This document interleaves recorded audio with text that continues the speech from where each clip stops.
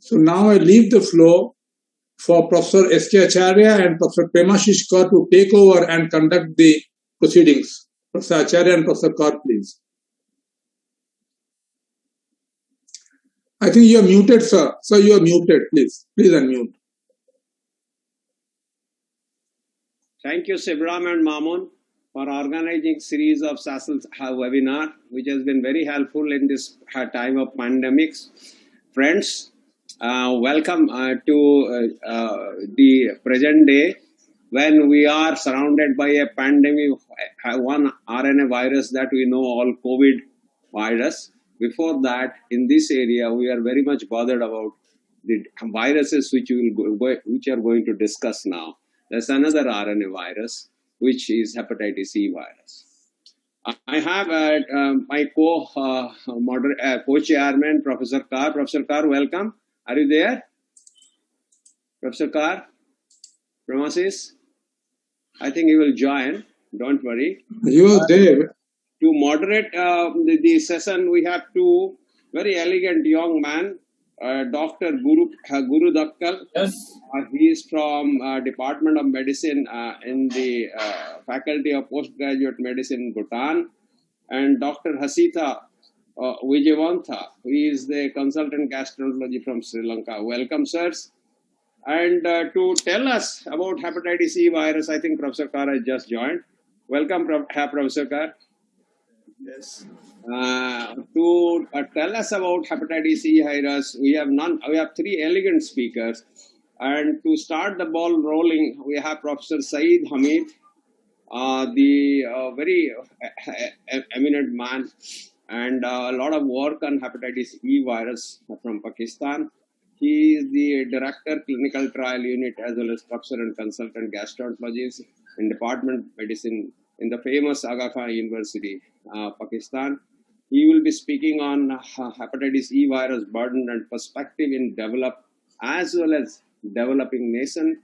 And we know that autochthonous Hepatitis E virus is a problem in Europe, and the serosurvey says Hepatitis E virus is a global disease. And Dr.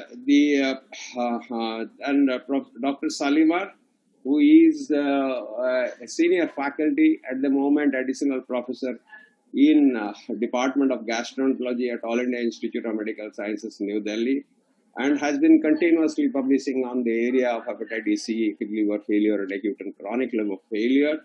He will be actually telling on the related topic, that is complicated hepatitis E virus infection, which includes acute liver failure, acute and chronic liver failure, as well as chronic hepatitis E virus particularly. And how to prevent hepatitis E virus and its related mortality, it will be Dr. Shrestha, Ananta Shrestha from Nepal, who will be speaking to us. To start the ball rolling, I will invite Professor Saeed Hamid to start his topic. Professor Hamid, please. Thank you, Professor Acharya. It is so nice to see you after quite some time. And it is also so nice to see that you're looking well, mashallah, and you look healthy and happy. So wonderful to see you. And I am also meeting Professor Kar after a very, very long time. It's always, his smiling face is always a pleasure to watch. So I think that's, those are two people that I've met after quite some time. So pleasure to be here. Mamun, shall I share my slides, or can you run them? I send the slide set over. What would you like me to do? You please share. I'll share the slides? Yeah. Okay. I will try and share, sir. Let's see. While Professor Hamid is sharing a slide, I will request all participants to raise the question and put the questions in the chat box, so that later on the moderator can take each questions and ask the panelist or the speaker to answer them. Thank you. Okay, let me see if I can share. Okay, can you see this? Can everyone see this? Yes, we can see it very well. Wonderful, thank you. So let me go to the slides here. Go to the slides here so that it can be full. I have, okay, slideshow. Yeah, okay, that's better. Is that better? Yeah, that's better. Thank you very much. So, I've been asked to talk about the burden of hepatitis C virus infection, perspectives from the developing and the developed world. I think I would like to put the developing world first because this is where all the work happened on hepatitis E virus. So, as has been suggested or said by Dr. Acharya, this is a small RNA virus, 7.2 kbs in length. It is the Hepativiridae family. There are 4 known genotypes, 1, 2, 3, and 4. Genotypes 1 and 2 are human. The others, particularly genotype 3, is most likely from the zoonotic world. Now, this phylogenetic tree shows the distribution of these genotypes. As you can see, in our subcontinent, it is mostly genotype 1. Genotype 2 is found in very small proportions in other places. And we know, and we'll talk about this, that type 1 has been the one that has been responsible for the major epidemics that we have seen so far on hepatitis E. Type 3 has particularly come into prominence from the developed world, where the disease has been identified in a significant number of patients. So this is truly now a global disease. It is not a disease of the subcontinent anymore. It is not a disease of South Asia. It really is a truly global infection, and you can find it in any part of the world that you care to look for. Of course, there are differences in terms of the burden. This slide tells you the distribution that I was just mentioning in terms of the genotypes. The dark red are genotype 1, and that is where we belong. HEV2, you can see, is small in number, and then the rest of the world, particularly the Western world, has genotype 3 as their main genotype. So, in fact, if you look at genotype 1 and 2 and versus genotype 3 and 4, it almost seems that these are 2 different viruses, but actually these are 2 faces of the same hepatitis C infection. So let's look at the differences. The genotype 1 and 2, as I mentioned, are human, possibly zoonosis, because genotype 1 has been shown to be present in pigs. Genotype 3, particularly, is mainly a zoonosis, a zoonotic infection, and therefore is transmitted from food, which is raw or undercooked, rather than through water, which is the one that is transmitted. Genotype 1 and 2 are transmitted particularly through water, which has been possibly fecally contaminated, which happens in our part of the world. Genotype 2, as I mentioned, is a little bit in Mexico, some parts of Africa, but basically small in numbers. Genotype 3 and 4 are distributed worldwide, but they seem to be causing disease mainly in the Western Hemisphere rather than the Eastern Hemisphere. We also know from a lot of data gathered from our part of the world that pregnant women are particularly the ones that are affected with genotype 1, are prone to severe infections, and possibly die much more frequently than from these infections than other humans. The genotype 3 is much more common in elderly people, as I will show you some data, and therefore gets to a more severe hepatitis and kills more people than it would otherwise, meaning non-pregnant people.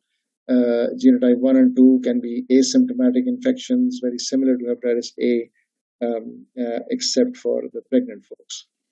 So this is the global burden of hepatitis C in a map form, and as you can see, every part of the world is covered red, from where at least sporadic cases, if not outbreaks, have been reported. There are few places where they're not colored red. It is not because HEV does not exist there.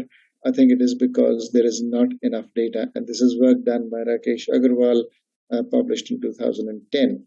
Similarly, if you look at the seroprevalence, no doubt the seroprevalence is higher in the Indian subcontinent, the adjoining countries, but by no means it is less in let's say, for example, the US, where it could go down to 10 to 20%.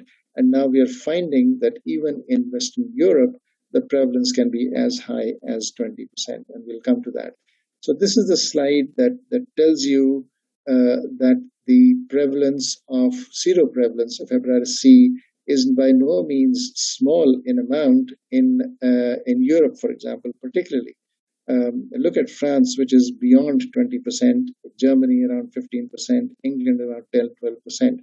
What is the reason? And the reason seems to be, as I mentioned earlier, is the consumption of uncooked food.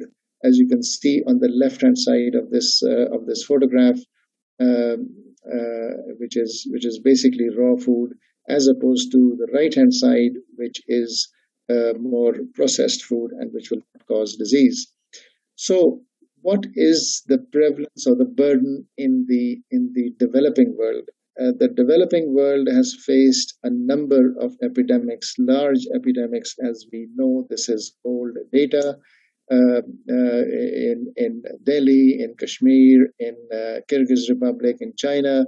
The only big epidemic, well, not really that big, was in Mexico.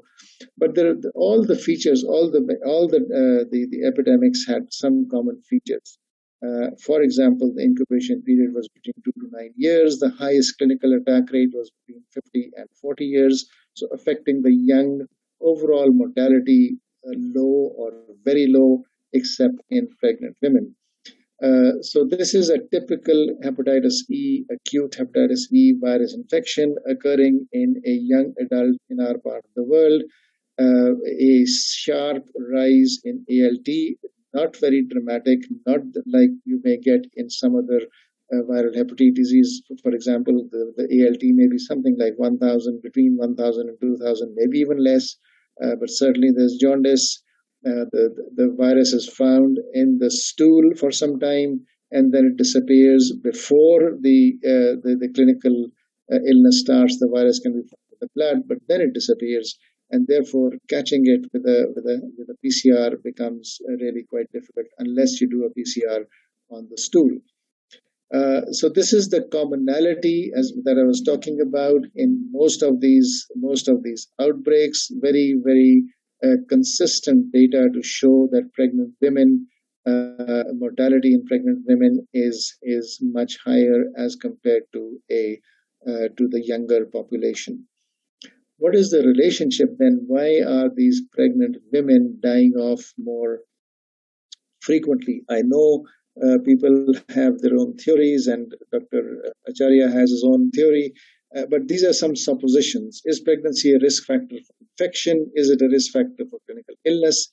Is it a risk factor for poor prognosis? We know that there are other infections that can become clinically significant in pregnant women, much more so as opposed to non-pregnant subjects. Few studies have looked at pregnancy in the non-clinical setting, and they've been able to compare pregnant and non-pregnant HEV-infected subjects longitudinally. So there is a lot that we don't understand of what really causes this disease to become so prominent in pregnancy. There's some data to suggest that HEV is capable of replicating and completing the full viral life cycle in placenta-derived cells, GEJs, 3 cells. Following transfection of these cells, HEV replication of both HEV genotypes, that is 1 and 2, could be observed, and the production of HEV infectious particles with similar characteristics as in the liver-derived cells. So is it just the disease, the burden of viremia, that is pushing these women into acute liver failure, or is it something else? Is difficult to say. This is just a little study that we did many, many years ago, but just to mention this, we collected 12 sera from 12 women who in our hospital were labeled as acute fatty liver of pregnancy. And at that time, Howard Fields, working in the Center for Disease Control, had come out with a very new, very robust serological test, HEV antibody test, both IgG and IgM, that he was keen for us to send these samples and test it. And lo and behold, as you can see on the right-hand side of the slide, the IgM and IgD data, at least 8 out of these 12 women who were labeled clinically as acute fatty liver of pregnancy were reactive for IgM, and 7 of them were reactive for IgG as well, suggesting the fact that this could be hepatitis E, in fact, rather than acute fatty liver of pregnancy. One other interesting point that I need to bring out in the epidemiology of this infection in the developing world is this data, which is from 2001, but I think it still holds. And this tells you that the prevalence, the antibody prevalence, is very low in young people. I would say very low because when you compare this to hepatitis A, it's a totally different scenario. And then it suddenly rises and sharply rises beyond the age of 20. What is happening here? Because both viruses are waterborne, both viruses should be doing the same, it's causing exactly the same seroprevalence, but HEV does not seem to have that seroprevalence as opposed to hepatitis A. What could be the reasons? Maybe the antibody doesn't last long enough, or maybe the secondary attack rate in household contacts is low in hepatitis E versus hepatitis A, or that HEV antibodies may be detectable maybe they're in very low titers and therefore not detectable in the tests that we apply. And there is a possibility, there's an intriguing possibility that HEV antibodies may be cross-protective for HEV infections, so that these children are getting actually less HEV because they've had exposure to hepatitis E virus. I just wanted to bring this up because a lot of work has gone in from this region. I know that some people will, other speakers will talk about this, but this is the identification of hepatitis E virus superinfection in patients with chronic liver disease leading to acute and chronic liver failure and excessive mortality. This was our case reports from way back in 2002. There's been a lot of other studies corroborating that.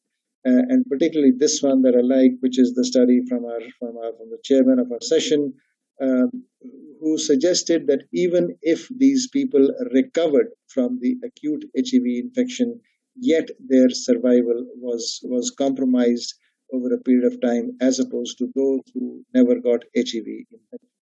So this is an important infection in this category. Now, coming to the developed world.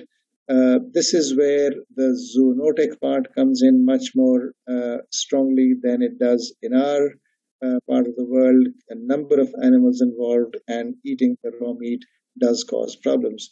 These were the early reports from the Western world of patients getting acute hepatitis E and causing and suffering harm.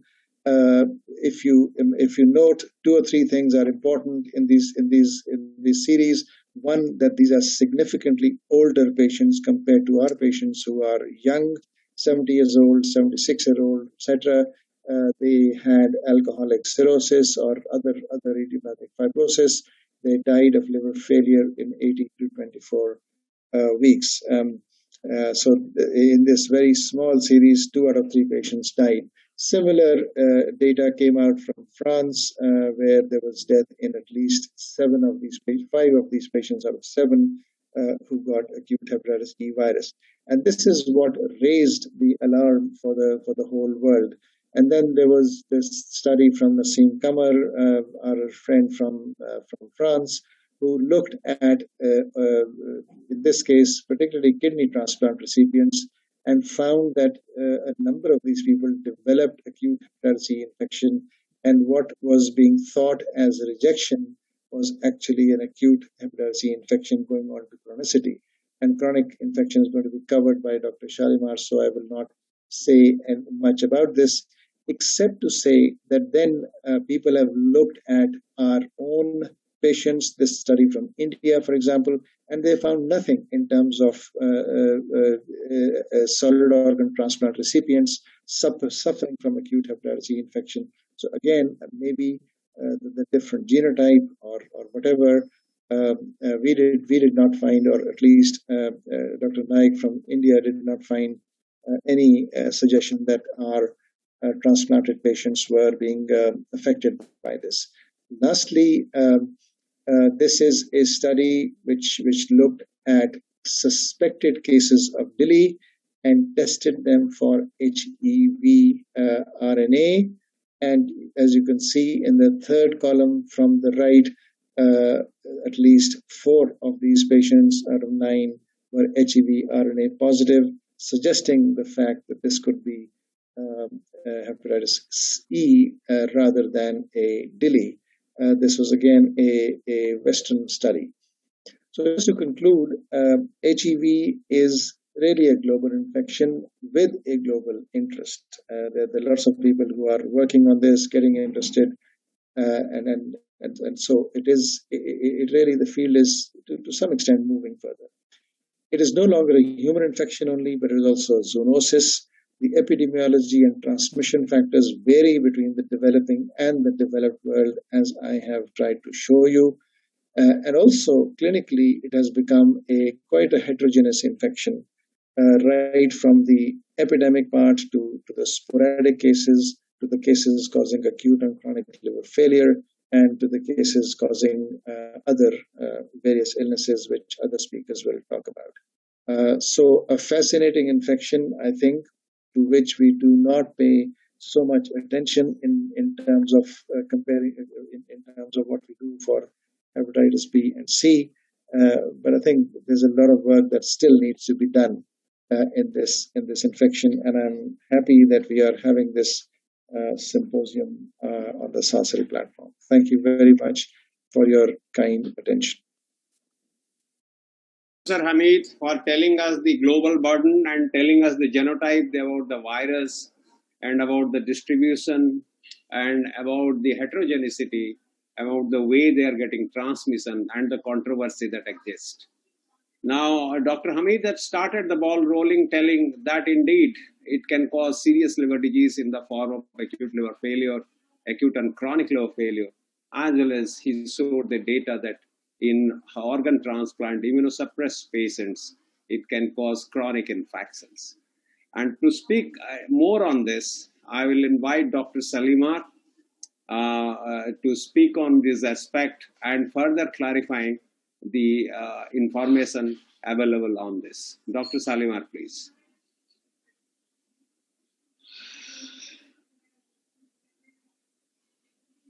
Are my slides visible, sir? Yeah, slide visible. Okay. At the outset, I'd like to thank the SAASL organizing committee for this kind invitation. So I'd like to move ahead from where Professor Hamid left. So just a brief outline, which you've already heard about the distribution of hepatitis E virus genotypes. So there are 4 genotypes, as you've already heard. Genotype 1 is the most prevalent in the Southeast Asian region. That is the place where we are. Whereas the genotype 3 is more common and reported as autochthonous, that is transmitted as a zoonotic and jumping over to the humans, causing infection and disease. A bit of distinction between the various genotypes. Genotype 1, as you've heard, is transmitted as a waterborne disease, whereas genotype 3 and 4 are transmitted as zoonotics. Regarding the clinical presentations, they are distinct. 1, we see genotype 1 usually in young adults, whereas genotype 3, as you saw in the data presented by Professor Hamid, it affects usually the middle and older age groups. Pregnancy, usually the genotype 1, which is the virus which affects, whereas there are no reports of HEV affecting the pregnant women in the genotype 3. And chronic infection is caused by genotype 3, whereas there are no case reports or no large series of genotype 1 causing chronic infection. This is a graph showing the various studies which have reported HEV as a cause of acute liver failure.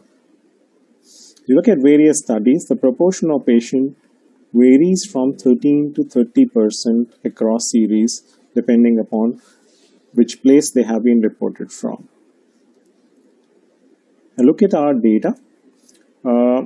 We looked at our almost like 1500 patients with acute liver failure, and what we found that almost 30% of our cases was because of hepatitis E, followed by non-A, non-E and other causes of acute liver failure. So 1/3 of patients are because of HEV as acute liver failure. Looking at the time trends, this is what initially when the data was collected by Professor Acharya from 1986 till now 2017. Overall, if you look at, there is no significant difference in the proportion of all cases caused by HEV. So there is a general perception that cases of HEV are reducing, but the proportion of cases because causing ALF still remains high, and it's almost like 1/3. So how do these patients compare as compared to other etiologies? Patients with HEV are usually young. Predominantly, almost like 70% of these patients are females, and out of them, 60% of these patients may be pregnant, and they have a very short IEI interval. This is in contrast to other etiologies. So the clinical presentation is distinct as compared to other etiologies. When we look at the outcome of patients with HEV-related acute liver failure, we find that the overall survival in HEV is significantly higher as compared to the other causes of acute liver failure. Distinct 55% as compared to 30% as spontaneous survival in patients with other etiologies of acute liver failure. So what are the factors which predict the outcome in patients with HEV-related acute liver failure? What we found was that advanced age, female sex, presence of cerebral edema, infection, elevated prothrombin time, and elevated bilirubin were independent predictors of poor outcome in patients with HEV-related acute liver failure. Now coming to acute and chronic liver failure related to hepatitis E virus. The first report was by Professor Hamid, as you heard in the previous talk, followed by multiple reports, and they have been summed in this beautiful review article by Professor Ashish Kumar and Professor Vivek Saraswat. Overall, to highlight the point that almost 21% of acute and chronic liver failure when this data was collected were because of hepatitis E virus, and mortality in this subgroup was almost 34%. You've already seen this slide suggesting that patients who got acute and chronic liver failure as compared to those who have decompensated cirrhotics and stable cirrhotics, the outcome is much worse, and with time there is an increased mortality in this group of patients, which is those who presented as acute and chronic liver failure because of hepatitis E virus infection. This study collated data from 10 different centers across India. The important point to highlight is almost like 21% of patients were having viral hepatitis, that includes hepatitis A and hepatitis E as acute precipitants. So a significant fraction still is accounted by hepatitis E virus as an acute precipitant in acute and chronic liver failure. When we looked at our own data, we found that almost 12% of our patients had HEV virus as an acute precipitant. If we look at over time, the number of patients because of hepatitis B virus have reduced significantly, and now alcohol is becoming as the most common precipitant in acute and chronic liver failure, in addition to sepsis. When we looked at our analysis of the data, we found that patients who had HEV as an acute precipitant did fairly much better than those patients who had other etiologies in terms of alcohol, probably suggesting that patients with HEV virus may have a better outcome in this cohort of patients with acute on chronic liver failure, which per se has a very high mortality in the short term.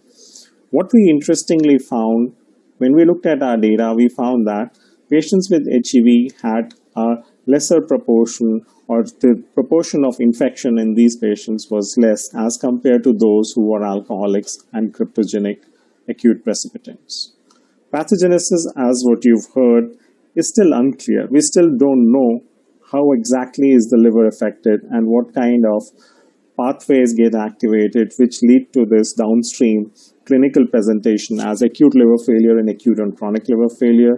Possible mechanisms include immune-mediated direct entry of the virus, host factors, pregnancy, genetic factors, and HEV genotype, as you heard in the previous talk. So, does genotype 3 and 4 HEV also cause ALF? So, we did a systematic review and pooled analysis and found that till 2018, 65 patients had reported to have acute liver failure because of genotype 3 and 4. Distinct to what we see, it's the males who predominate out here. Mortality is almost similar, which is high. And similarly, age is a poor predictor, is a predictor of poor outcome in these patients, as what we see in our cohort of patients, which is predominantly caused by genotype 1. A very interesting data published from France by Kamar et al., which showed the natural history of chronic hepatitis E virus infection. They reported in 85% or 85 patients with solid organ transplants who had chronic HEV. Out of them, almost 2/3 of them developed chronic hepatitis, and 10% of these patients developed cirrhosis. They found that use of tacrolimus and a low platelet count at diagnosis were the factors associated with chronic hepatitis, and viral clearance occurred when immunosuppression was reduced in these patients. They also looked at 51 solid organ transplant patients, which what they showed was that HEV was associated with reduction in eGFR in both kidney and liver transplant patients. And the kidney functions improved and proteinuria decreased after HEV clearance. Definitely showing that how HEV, once it gets a chronic infection, causes chronic hepatitis, cirrhosis, and damage to other organs also. So apart from these, hepatitis E virus can also have extrahepatic manifestations. A complicated course like acute pancreatitis, neurological symptoms, musculoskeletal symptoms, hematological, renal, immune-mediated. So what are these? Renal manifestations may vary from MGN, MPGN, IgA nephropathy, decreased eGFR, as we have talked about, cryoglobulinemia. So whenever you're looking at such patients, do think about could be an underlying chronic HEV infection. Neurological manifestations, though reported as case reports, there is doubt whether it's really an association or a causality, but cases with ataxia, pyramidal syndrome, pseudotumor cerebri, transverse myelitis, Bell's palsy, meningitis, and encephalopathy have all been reported in association with HEV infection. Hematological manifestations include aplastic anemia, hemolytic anemia, MGUS, hemophagocytic syndrome, pure red cell aplasia, and thrombocytopenia. Immune-mediated manifestations may vary from myocarditis, thyroiditis, myasthenia gravis, and even Henoch-Schönlein purpura. Musculoskeletal manifestations, necrotizing myositis, elevation in just asymptomatic CPK, pyromyositis, or acute polyarthritis. These could be all the manifestations with HEV infections. So when do you suspect HEV as a cause? Usually when you see a young patient, especially with genotype 1, as in contrast to the Western data which suggests would be older individuals with genotype 3. History of jaundice usually precedes the onset of these extrahepatic manifestations. Unexplained transaminitis, definitely always look for in our part of the world, and especially in those patients who have received an organ transplant or those on immunosuppressed or who are HIV positive, we should suspect as HIV. So before I end, I'd like to show you an interesting case which we saw a couple of years back. So this was a 7-year-old male who had acute leukemic leukemia. So he received chemotherapy between 2007 to 2008, was in remission but had transaminitis. In 2011, he developed prodrome associated with transaminitis, was found to have IgM HEV positive, to which he recovered. Between 11 and 14, he was asymptomatic, was under follow-up. And 2014, again, was found to have transaminitis. When he was evaluated in 2014, he was found to have IgM HEV positive again. His HEV RNA was positive. The genotype was 1. We looked for extensively for all etiologies, did a liver biopsy, and we didn't find any other cause for the underlying cirrhosis. So we possibly attributed that this case may be related to HEV as a possible cause in this ALL patient who was immunocompromised, and he was managed with ribavirin, and after 9 months of therapy he became HEV RNA negative and was doing fine till almost 2 years back. So to conclude, HEV is an important cause of acute liver failure and acute and chronic liver failure.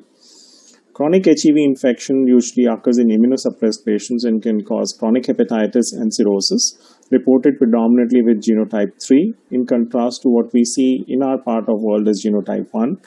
Presentations can be with extrahepatic manifestations, though pathogenesis is unclear, but its most important is to suspect and test for HEV infection. Thank you.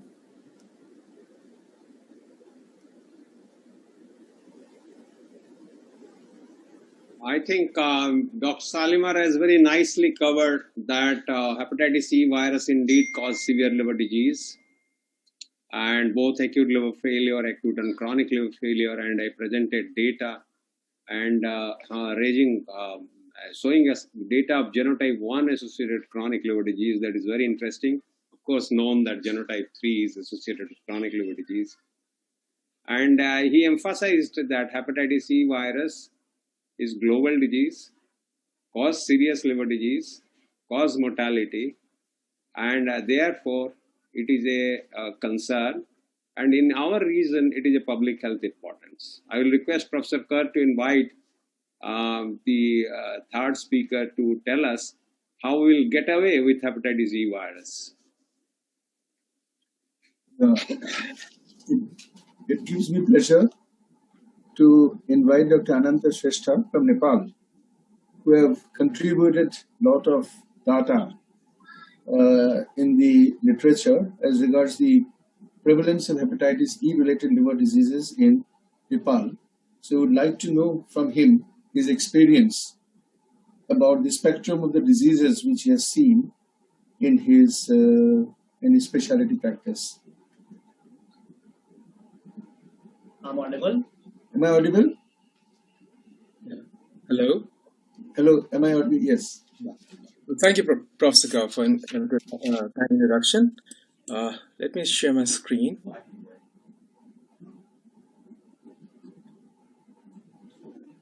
Okay. Are my slides visible?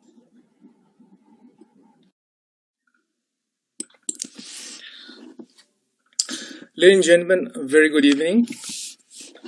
Next 20 minutes or so, I'll be talking about prevention of hepatitis E and related morbidities. Yeah. So, excuse me, can somebody help me? I cannot find this. Okay.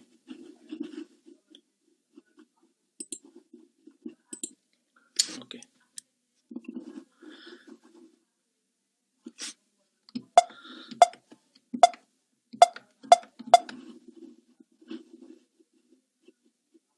Hello. Are my slides visible? Visible, Dr. Shrestha. Is it not moving? Yeah, there's some problem. I'm facing some problem with this. Do one thing, unshare and share again. Okay, that'll be good. Unshare it and share again. Okay. No. Now it's moving. Yeah. So, okay. So what do you know about hepatitis E so far? So my previous speakers have elegantly depicted the disease burden and different kinds of complicated hepatitis consequences of hepatitis E infection. So by and large, we know there's a dichotomy of hepatitis E in developing and industrialized world, at least in terms of distribution and clinical manifestations. What you know about hepatitis E is it causes sporadic cases and outbreaks of self-limiting hepatitis in young people, and there is high mortality in pregnant women and patients with underlying chronic liver disease.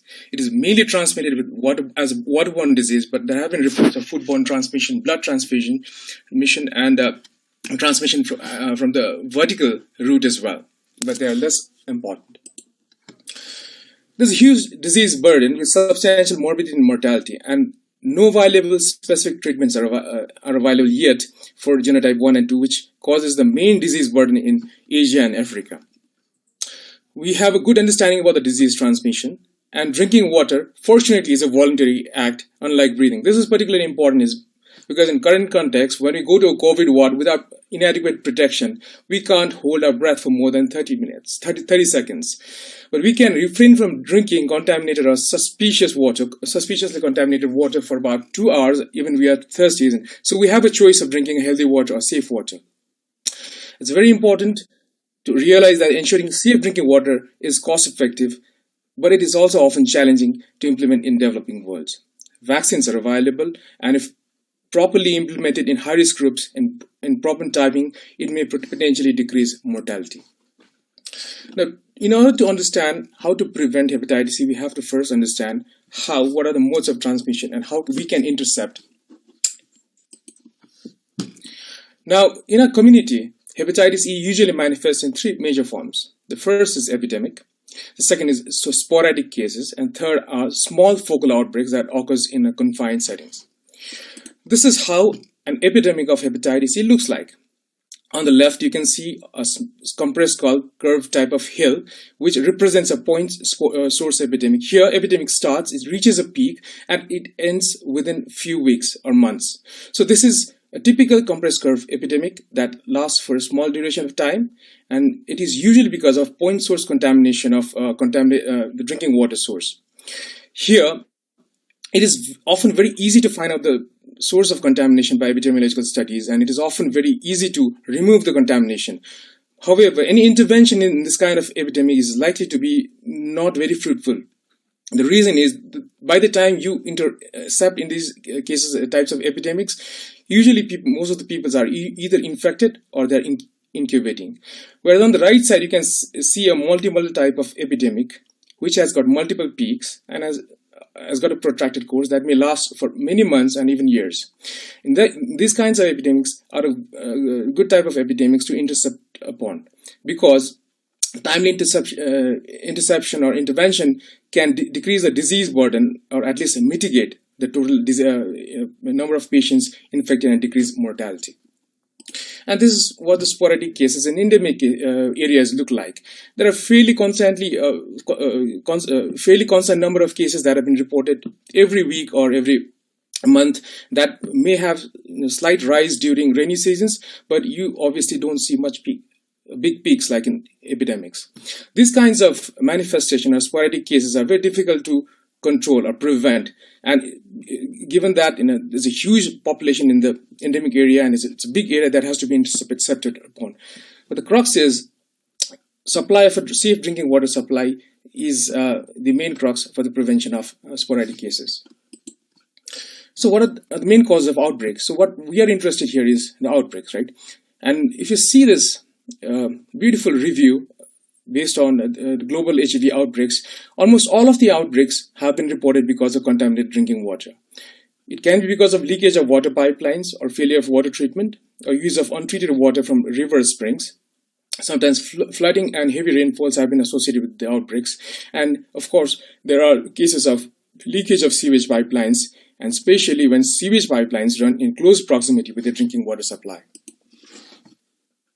Another very important question or another topic of debate is how important is person-to-person transmission of hepatitis C. Now, back in Asia, what our evidences or based on our reports from the outbreaks suggest that secondary attack rate is very minimum and person-to-person transmission is negligible, and it's not an important mode of transmission. However, there have been consistently reported from African outbreaks that person-to-person transmission may be important. And this was particularly, it started from Ugandan outbreak and was published by TCL. They found that during this epidemic or this outbreak, it was a protracted outbreak, which was about 6 times the duration of the incubation period. Surprisingly, the secondary attack rate was very high, 25%, which we usually don't see in the Asian countries. And HEV was not recovered from drinking water. And when they further evaluated, what they found was they found 2 novel risk factors that was different from our conventional risk factors that was contaminated drinking water source. These 2 risk factors were, number 1, large-mouthed jars that was used to store drinking water, and second was hand washing in a group basin or communal group basins. So these 2 novel things were found in this Ugandan epidemic, which underline that personal hygiene and person-to-person contact probably plays role in African epidemic, and maybe a thing that could be attributed because of sociocultural practices that are practiced in African setup. The similar report was again reported from Chad during the outbreak in 2016 and 17, where they did geospatial and temporal analysis. They found that HEV clusters were non-linked from the non-linked areas, and they proposed that there could be a shifting mechanism or shifting way of transmission, where it actually started as a point source contamination of a drinking water source, which later was later propagated by person-to-person or household transmission.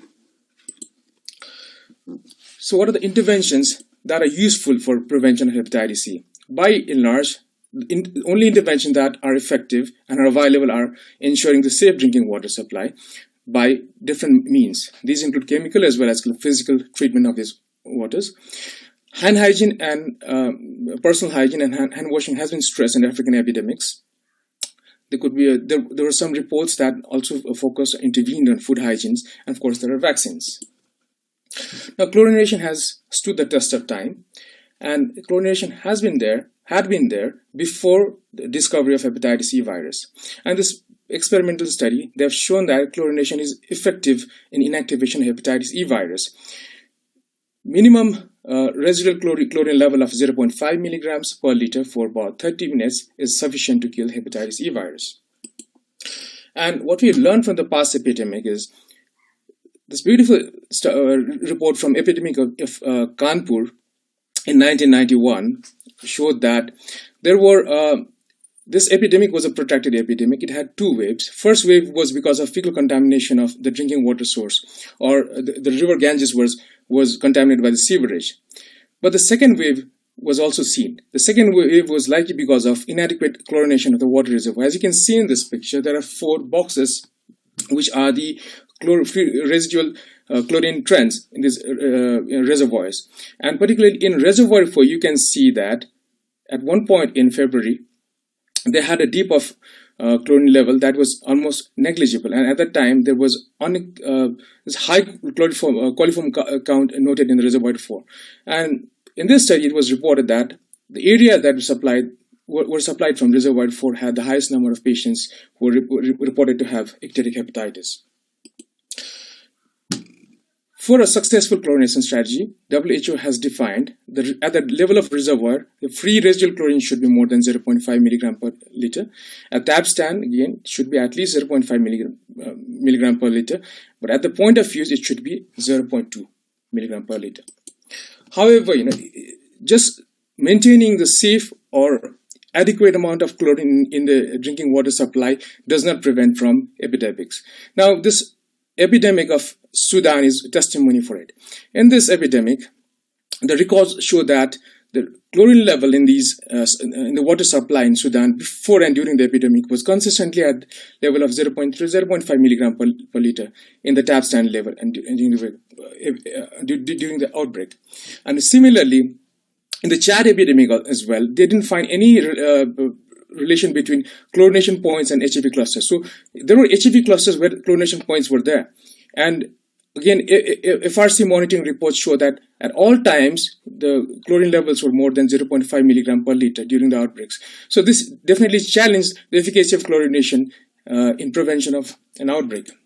But when they later looked into the details of this outbreak, what they found was, even though the supply level at the tap stand level and the reservoir level of the chlorination was maintained, it was impossible to monitor chlorine level at the household level.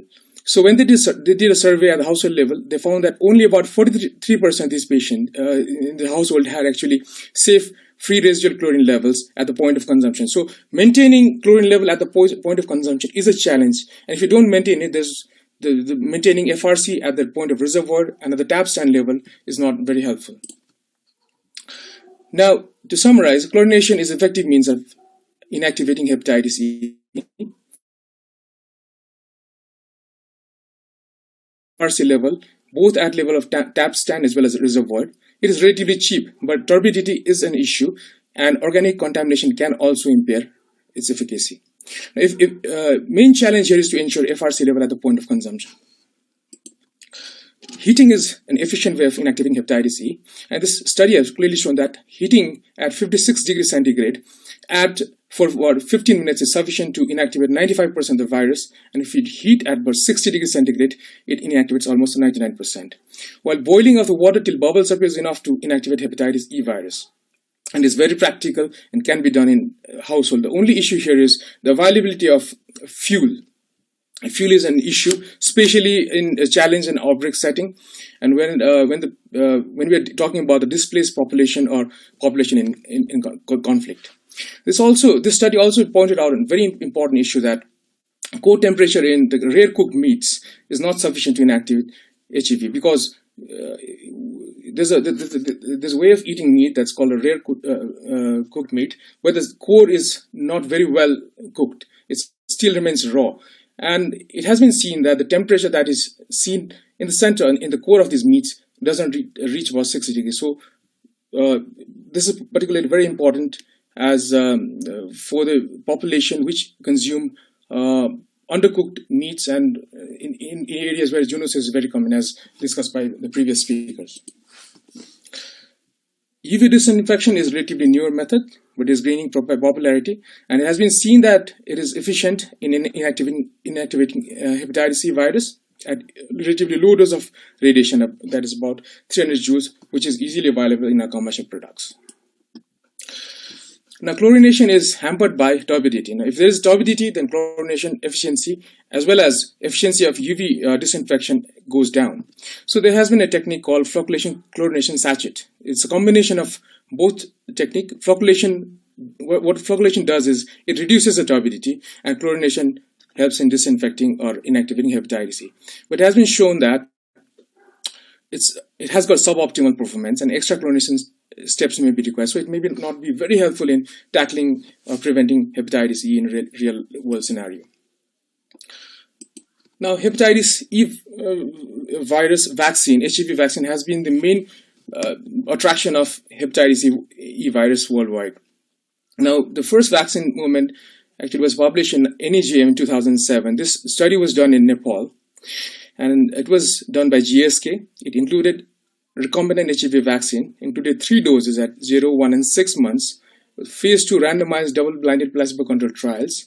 But again, here the population, 99.6% were men. So women were underrepresented, and the main area of interest in hepatitis E stands in the women of childbearing age group, where it leads to high mortality in pregnant women. So women were largely underreported or represented in this study. So there were 2,000 participants, and they were followed for about 2 years after the 3rd dose of vaccination. What they found was that the vaccinees who received all 3 doses had 95.5% efficacy in preventing hepatitis C virus at an end of 2 years. And in subjects who had at least 1 dose, or in ITT group, it had efficacy of about 88.5%. However, this GSK vaccine could not move ahead, but later in 2010, another vaccine candidate appeared up. Now, this came up from a Chinese vaccine called Innovax company, and again used recombinant HEV. It was a bacterial-based, cell-based recombinant protein, and they conducted a huge trial with 112,000 participants, and fairly more than 50% of these participants were female. And they included age group from 16 to 65. Again, this 3-dose regimen was proposed, and they were followed for about 12 months after the last dose of vaccination. And they found that people who received all 3 doses had 100% efficacy at the end of 1 year. And individuals receiving at least 1 dose had efficacy of 95.5%. And after a single dose at the end of 1 year, even a single dose would prevent had got efficacy of 93.8%. Now, this same cohort was later followed for about 4.5 years. And what they found was at the end of 4.5 years, it was still very efficient in preventing hepatitis C infection, and in ITT analysis it was about 85.1% efficacy, and blood protocol analysis, that means individuals who receive all 3 doses had still retained a 93.3% efficacy in preventing further infection. Beyond 4.5, the real data doesn't exist, but they've shown a modeling data, and when they've done this modeling, they found that nearly about 50% of vaccinees who had pre-vaccine immunity, that is, if they had antibodies before vaccination, in about 50%, the detectable antibody would last for about 30 years. But among those patients who didn't have pre-vaccination immunity, about 50% of these individuals would lose about their detectable antibodies at about 8 years. So overall, after 3 doses of vaccination, overall, at least people will have immunity for about 8 to 10 years. Regarding safety of HEV vaccine, HEV 239 vaccine in pregnant women, they got very limited data. This data comes from the original trial where 37 women were inadvertently given HEV, not knowing that they were pregnant. And what they found was it was relatively safe with no adverse fetal-maternal outcome among these 37 pregnant women. This is a recombinant vaccine and is not expected to have any adverse effect, or should not be contraindicated as live vaccines. But again, it's the number of pregnant women that have been tested, that have been reported, is very small to make any conclusive remarks. Now, there are certain circumstances where 6 months schedule of vaccination or 3-dose vaccination is not possible, especially in emergency settings. Somebody from a developed world has to visit endemic areas and they don't have a 6 months time for vaccination. And there are certain instances where there's an threatened epidemic, or epidemic has started and you need to mitigate these epidemics. In such scenarios, accelerated hepatitis C vaccine schedule has been proposed, and this trial was done. This was a randomized open label trial, and what they did was they gave 3 vaccines at 0 baseline, at 1 week, and at 3 weeks. And what they found was at day 28, or at 1 month after starting of vaccination, nearly about 93% had antibody response. And they were seropositive. And about 1 month after completion of all 3 doses, at about 3 weeks, they had 100% seropositivity rate, or those patients had antibody against hepatitis E. But how does this data actually translate in saving lives in real world? We actually don't know about these, because HEV 239 has not been licensed outside China, and has never been in a real world scenario to prevent an outbreak or to mitigate an outbreak after it has started. But they've developed a modeling. Now, this modeling shows that actually implementing vaccine in high-risk group, in emergency settings, especially in refugee settings, may save lives. They basically used 2 strategies. One is a preemptive vaccine strategy, where they used vaccine before starting of an epidemic, and another strategy was reactive vaccination, when the vaccine was introduced after the starting of the outbreak. What they found was preemptive strategy was better than reactive vaccination, and they extrapolated that about 35 to 65% reduction in mortality can be achieved if the high-risk population can preemptively be vaccinated in the age group of 16 to 65% if pregnant women were excluded.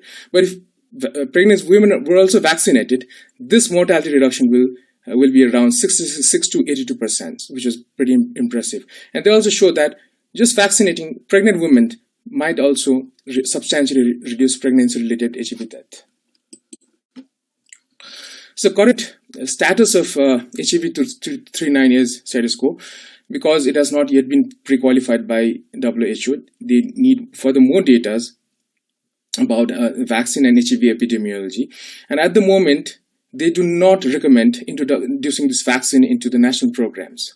However, they do not preclude the use of vaccine in special circumstances like outbreak setting to mitigate or prevent outbreaks. A small slide about prevention of zoonotic HEV genotype, because we didn't touch upon that, assuming that HEV basically is mainly of a concern of a Asian African context when it comes to an outbreak.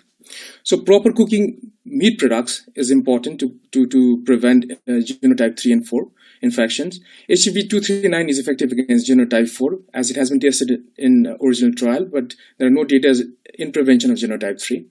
There are no safety data in the patients who are transplant recipients and those patients who have chronic liver disease, so nothing can be commented upon.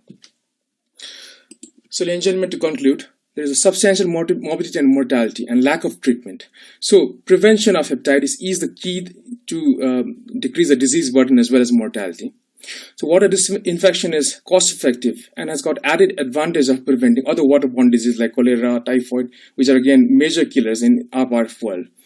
Chlorination has stood the test of time, but is again challenging to maintain FRC at the point of consumption or point of use. Boiling is, however, the safest way of ensuring drinkable water, but may be constrained by fuel sources. There's a safe and effective vaccine out there, but is currently licensed only in China and is yet to have a green signal from WHO. The challenge is to select the appropriate population and timing for vaccination. Now, modeling studies suggest preemptive vaccination in high-risk group can decrease mortality and save lives. The future clinical trials on safety and efficacy of virus are required in patients with chronic liver disease, transplant recipients, and pregnant women. Thank you very much.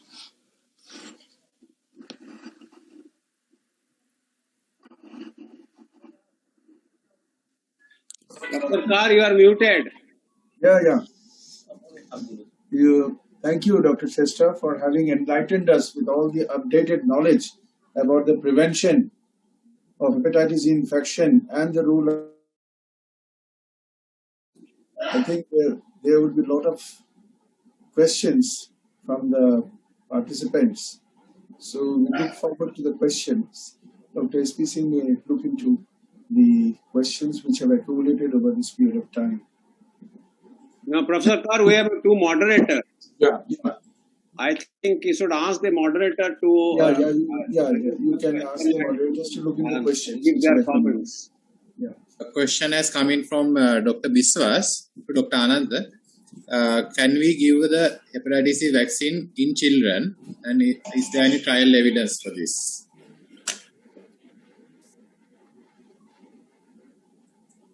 Dr. Ananta, you are muted.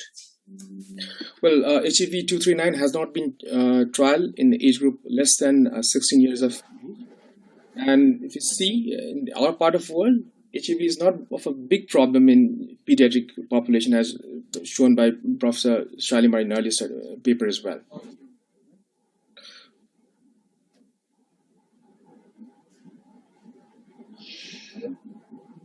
Any other question? I will request the moderator to take over the questions, please.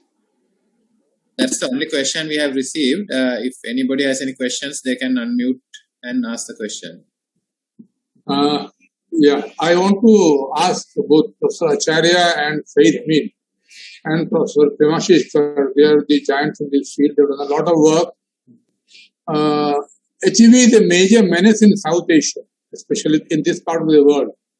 Why is it that although other Western people have guidelines, why doesn't SAASL or the Pakistan Society or SAASL have guidelines?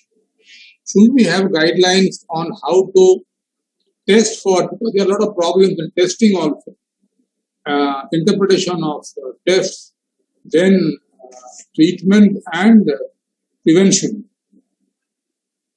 That's correct. You are right. And it's time that the NASL gives the guideline on hepatitis E virus infection, epidemiology, the clinical features, the diagnosis, the flaws in diagnosis, the prevention, the therapy, and future perspective. It's time to provide in details about hepatitis C virus. And I think even though the data is completely not available in various aspects, those gaps can be pointed out for future research. And particularly, particular problem in an HEV diagnostic.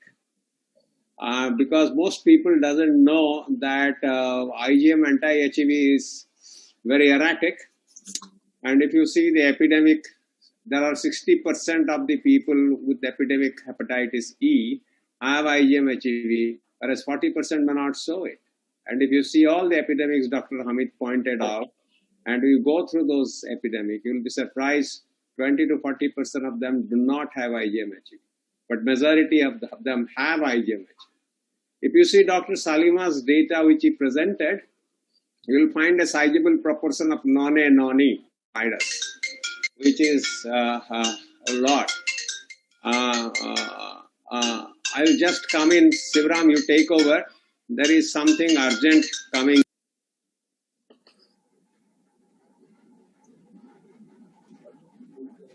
Okay, now I request the moderators to take over.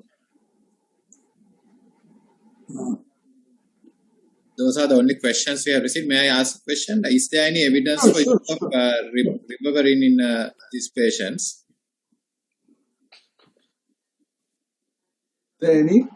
What is the question? Any evidence for use of antiviral agents like ribavirin in these patients? So therapeutics for HEV, if we talk, you can divide them into distinct clinical presentations. Say somebody who's immunocompetent would not need any kind of therapy, who's going to manifest as something like an acute viral hepatitis. So he's going to recover on its own. You don't need any specific therapy. Now comes the question when you got a chronic HEV infection, or you got a group of patients who got acute and chronic liver failure. So in chronic HEV infection, definitely there is role of drugs like ribavirin. People also have used drugs like interferon. Now, problem with interferon is like most of these patients would be in organ transplant. So if you use interferon, there is a risk of rejection. So there is a problem with use of interferon. So people have used ribavirin. Now comes drugs other than ribavirin is other oral DAA drugs which have been used for treatment of hepatitis C. People have even tried use of daclizumab. Though in vitro data suggests possible use, but in vivo use of daclizumab and even sofosbuvir in combination have not shown to be really beneficial in the management of HEV infection. Now comes another drug which is zinc. So we have, along with our collaborators at THSTI, have shown that zinc inhibits HEV in vitro.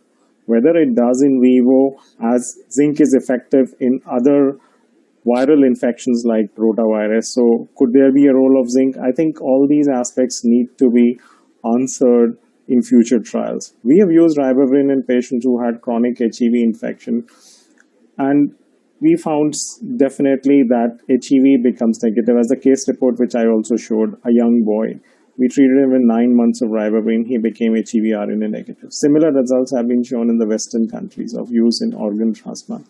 But with its own side effects, you need to monitor such patients. So we need data. We unfortunately do not have randomized controlled trials, but once we have more data, I think we can definitely use. But on case-to-case basis, specific indications definitely are there where you can use, but patients need to be closely monitored as these drugs have their own side effects also.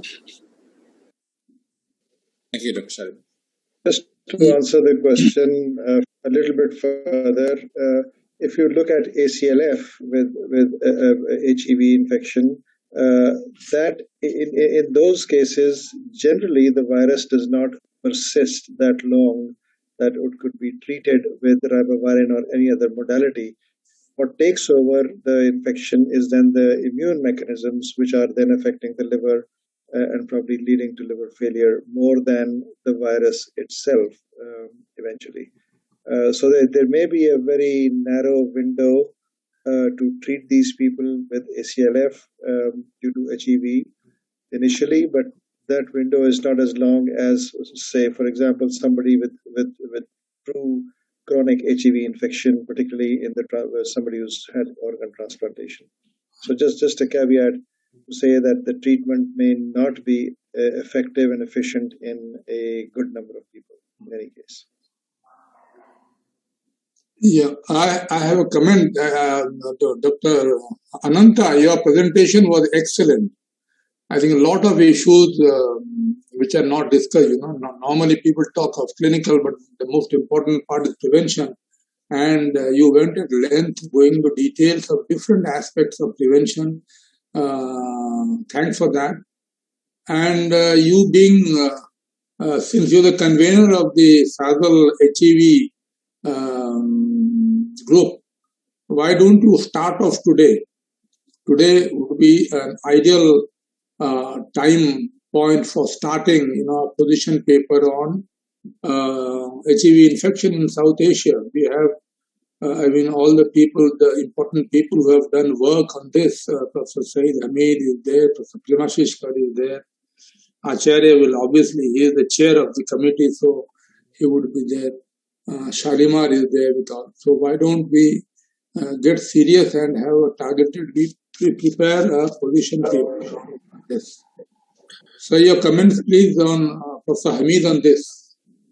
Yeah, I think Professor Singh, that's a very good idea. I think a position paper would be much better than guidelines. Guidelines, maybe we have some deficiency in the data in various aspects, but a position paper would be very good, or what you these days call guidance rather than guideline, which is a little bit different. So definitely worth doing it. ACLF has already done it. We are behind.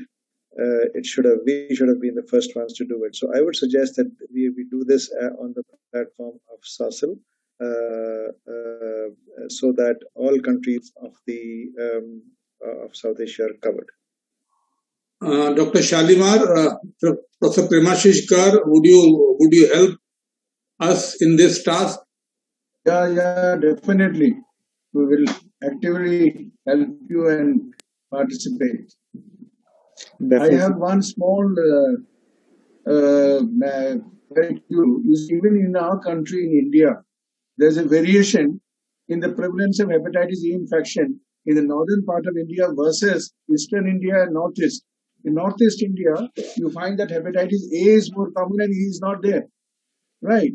Even in the southern part of the country, E is not there. So there is some amount of geographical, environmental, demographic differences, and we have not yet been able to find a clue to this. There are certain issues which needs to be studied, even in details within our own country, to explain the geographical differences.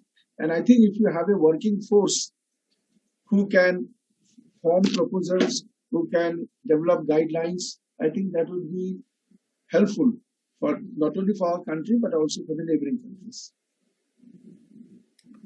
Okay. Dr. Senarath, I think you have muted yourself. We need to also know what the situation scenario in Sri Lanka. In Sri Lanka, I have only personally seen about one patient. But there are few sporadic reported cases. All of these people have traveled outside of the country and possibly got it from outside. Probably we are not testing for it enough. I'm not sure. But anyway, reported cases are very, very low. I'm not sure why. But your series of ALF or your series of acute hepatitis, they are not. They don't show much of hepatitis E. Or you don't have much of... We usually don't, unless there's a history of travel to some other country where hepatitis C is prevalent, we usually don't check for it. We check for hepatitis A and B, but otherwise we usually don't check for it. Well, Sri Lanka is very lucky in this regard. They don't have hepatitis B, they don't have C, and they don't have hepatitis E. They just have NAFLD. And alcohol. I think if they started testing all their NAFLD patients of various races, they are going to find quite a few. I can imagine. So please start a small project doing this. Is Mamun there? Mamun has disappeared. I'm sorry, my apologies. I had to attend to the certain very important call. Anyway, cannot. Professor Acharya, if any closing remarks you can give and some guidance, and then that will be, I think, followed by a vote of thanks by Dr. Ananta Shrestha. I think I agree. You have raised certain very important issue, Dr. Singh. And first thing is to actually have a consensus from the whole region how to approach this problem of hepatitis C virus, which is still now, as Shalimar pointed out, major cause of acute hepatitis as well as acute liver failure, and sizable proportion of underlying chronic liver disease do decompensate and develop ACLF because of hepatitis C virus. And that's a very good suggestion. I think everybody will agree, nobody will disagree with you. And I think you should have it, no problem. And I think we should progress. And under this should be, since it is a SAASL guidelines, this should be a SAASL guideline. It should not be a NASL guideline. This is the reason from the whole South Asia Association of Study of Liver, because the problem in Nepal is a problem in Pakistan. It is a problem also in other parts of the country. Of course, not in Sri Lanka. Sri Lanka, they don't see hepatitis E virus infections at all. Right. Also, certain part of this country, as Professor Kar pointed out in Northeast, and he must have pointed out. He always tells that to me. Many times he has spoken. It is favorite, right? And he says in South India, people don't, Acharya don't see that. Why do you say that, right? So he must have spoken about that also. I presume. Has he? Yes. Yeah. So he doesn't want to disappoint you. Right. So those are a real problem where you are actually given the epidemiology, and this epidemiological distribution may also give you certain region. Even though you say it is fecal-orally transmitted genotype 1 and 2, even though you say distribution of genotype 1 is predominantly in South Asia and genotype 2 is sparsely distributed in Mexico and Africa, and genotype 3 and 4 are zoonotic infections. And the interesting thing is why genotype 3 and 4, even though all they are 4 genotype, we have 1 serotype, and irrespective of 4 genotype and 1 serotype, genotype 3 and 4 can cross the species barrier. And you will be surprised that in India, swine hepatitis C virus has been sequenced. And a large number of sequencing data are available in NIV at all in the Institute and with Rakesh. And they are all genotype 3 and 4. But particularly in India, there is no species, cross-species infections. Is it because of the cultural habit of eating raw cooked food, or something else? I think India is a mixed population, so also other places where there are a lot of people eat different type of food. Yet we don't see genotype 3 and 4. And interestingly, genotype 3 and 4 can cause chronic liver disease, but even though Shalimar showed 1 case of genotype 1, right, the pace is very difficult to say why genotype 1, despite large number of transplant and hepatitis E virus endemic in this area, do not develop chronicity and don't show the florid chronicity. And those are very important gaps. And the diagnosis is another big gap, because IgM HEV is very erratic. It disappears very fast. And HEV RNA also disappears very fast. So you need a diagnostic biomarker for all these patients, which are big gaps, which need to be pointed out. And maybe future work on this area will be very important. So there are many gaps in hepatitis E virus. Even though in chronic hepatitis E, you can use ribavirin, whether you can use in acute hepatitis to reduce the duration, to prevent severe infection. Can you predict severe infections? Can you use it in pregnant females? All those things are not known yet. And those questions will be answered by this discussion. And the discussion was very enlightening. And Dr. Hamid, in a masterful talk, in a short time, briefly summarized the whole burden of hepatitis C virus, not only in South Asian region, but also globally.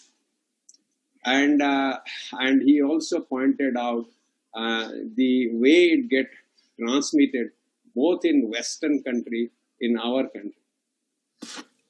And also to reiterate his epidemiological factor on route of transmission, Dr. Shrestha in fact pointed that out very clearly, how hepatitis E virus get inactivated by heating and by may persist if the food is uncooked, and therefore it may be one of the reasons why this cultural habit may be resulting in this zoonotic transmission more often in the West as well as in Japan.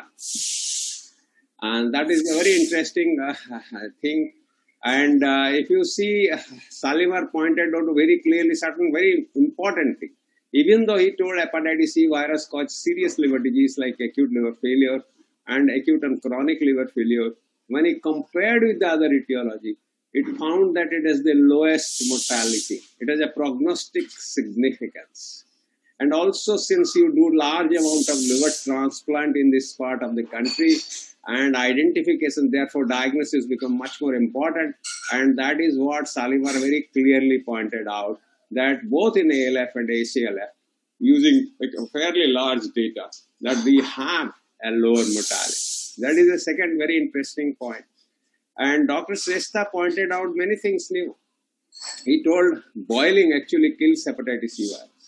He told chlorination also kills, but he says there is a flaw in chlorination.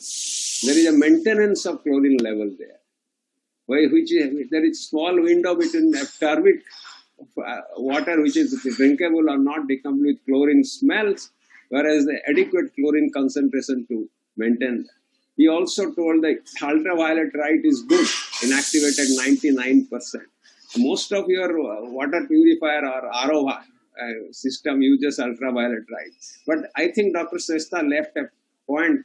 Does the ultraviolet light and degree of amount of ultraviolet light which is initially is there persist, or it is a decay? And should it be changed, and how it should be tested? Because people don't know that, and it is a very prevalent area there. And he also pointed out the efficacy of vaccine. In fact, he not only gave 2 doses at 6 months, he gave a dose of accelerated vaccine, which was very effective. And he also showed data it can be, it has a long-term protection. And that is very relevant actually in the our region, because we have a lot of alcoholic hepatitis C superinfection, and the pregnancy frequency rate in this part of the world is much higher than the pregnancy frequency rate in the rest of the part. So I think these are very important informations which all the speakers provided us. And I must say, thank you very much. It was a wonderful symposium, and there are a lot of information, and we also learned about various gaps that is available or that is existing in hepatitis E virus area. We also learned that we need to sit down, put our minds together, and devise a strategy how to approach this hepatitis E virus infection. Having said that, I think the SAASL will take the lead and start the ball rolling. Thank you very much. Thank you, Professor Acharya. Now I request Ananta for the vote of thanks. Ananta, please. Thank you, Professor Singh. Now, may I take this opportunity to thank our Honorable Chairperson, Professor Acharya, and Professor Premashish Kar, who agreed to chair the current session. And Professor Acharya has done immense work in hepatitis C. We've been trained, we've grown up reading your papers on hepatitis C, acute liver failure. And I'm a big fan of Professor Premashish Kar because he's done a series of work on hepatitis C in pregnancy, and I've gone through almost all the papers. So this is the reason why we got both of you on board, so that you could mentor and you could give an overall holistic approach. And I should thank our speakers, Professor Saeed, Hamid, who has been one of the first persons in this region to raise a red flag regarding ACLF, possibly HEV-related ACLF, and has done immense work. We also had a couple of discussions regarding possible clinical trials with hepatitis E virus in cirrhotic patients and patients with chronic liver disease, but we couldn't substantiate it because IVI didn't move ahead. And Professor Shalimar has been and has put an enormous amount of effort in publishing so many lots of data from AIIMS regarding hepatitis E, HEV vaccines, as well as in HEV-related pregnancies and outcomes. And I would say that today's discussion was really very fruitful. And I must thank our moderator, Dr. Senarath, for moderating this session. And at the end, I would also like to reiterate Professor Singh's comment that we should probably strap up making a guidance or maybe a position paper regarding hepatitis E in South Asian state region. This is particularly very important because HEV vaccine has not yet received pre-qualification by WHO. But once it reaches, then there's a responsibility for each and every one of us to give an opinion about which population needs to be vaccinated, when to vaccinate, and all these things. And for this, I think our position paper is really going to help, at least in Southeast Asian region. And then I would like to thank Dr. Sudan bin Islam for arranging the technical support, and Raj TV for covering this over the Facebook Live, and all the attendees who's been there to listen to us and has been interacting with us and boosting supporting us. Thank you very much. Thank you. Bye-bye. Thank you, Sam. Hamid, bye-bye.